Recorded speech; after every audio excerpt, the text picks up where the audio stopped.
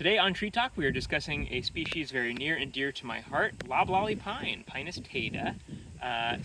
Loblolly pine is one of the most important pine species for economic production in the American Southeast. I grew up in the coastal plain of the Southeast where this tree was just everywhere. So these cones are, something I always used to throw with my friends, throw at each other. So let's start there, I guess. As you can see, they don't have much of a stalk on them. They are about 3-4 inches long, and they are armed, meaning they have this little prickle on what's called the umbo. So that's that piece of woody, barky tissue on the outside of the cone, little spiky there. So some of our pines have, a lot of our southern pines especially, either much shorter cones. I'm thinking, Virginia pine, shortleaf pine, and then some have much longer cones like slash pine, longleaf pine. But this one's kind of right there in the middle. Also, the needles are kind of right in the middle. They're a little long, actually, for most pine species. They're typically held in fascicles, bundles of 3. Sometimes they'll go down to 2. I usually just see them in 3s, though. As you can see, they're kind of long. We're talking, about 6-8 inches or so. So they're shorter than our longleaf pine, which is, up to 12 inches long. And also, they are bundles of 3, but they are thicker than you would have for, say, a white pine. White pine needles are a little shorter, and they're a lot more fine. And then, pitch pine is shorter than this.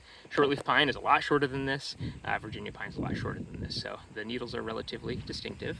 One more thing on that kind of difference between longleaf pine and loblolly pine identification is the terminal buds for loblolly pine are brown, whereas the ones for, there's a little bit of resin here, that white stuff on the terminal bud here of the loblolly, but they're brown. And longleaf pine, they're white, and that really helps them stick out when you're just kind of looking from a distance.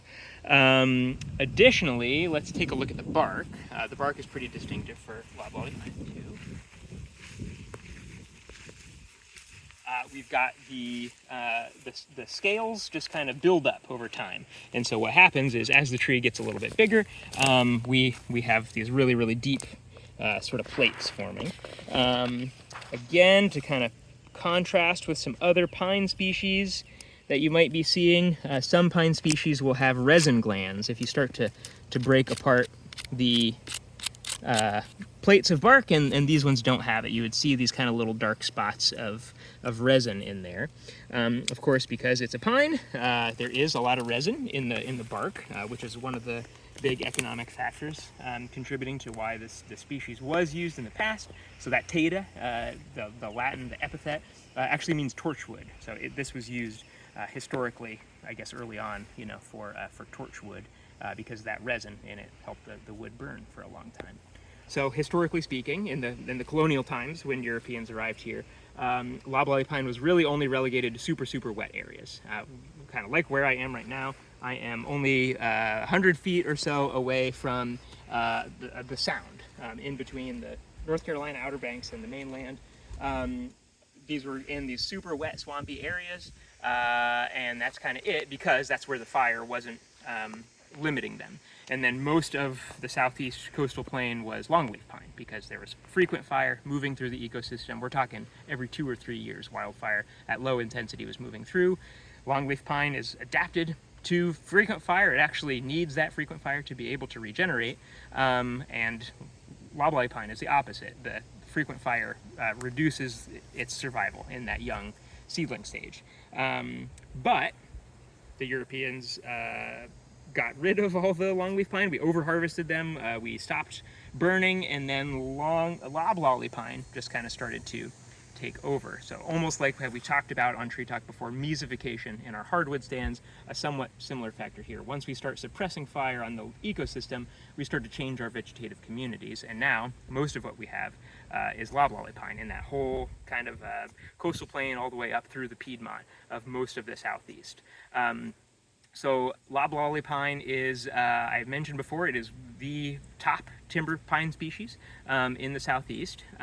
It's sold as yellow pine. It has wood that's very versatile, really used frequently for pulp, for plywood. It grows very, very fast, which is another factor why it's really commonly used economically. It also tends to grow pretty straight when it's being managed well, and you can artificially regenerate it well, and you can manage it in plantations well. So unlike a lot of our pine species, it is kind of really predisposed to that sort of cultivation, that economic production from it. So a lot of the Southeast is in kind of pine plantation, and a lot of them in the northern part of the Southeast are loblolly. And as the further you go south into kind of the deep south, slash pine kind of starts to take over a little bit more down into kind of southern Georgia, Florida. But loblolly pine is kind of king for a lot of the Southeast. Though it wasn't, the number one, pine species historically, it is a really important species, really important for cover. Like I mentioned,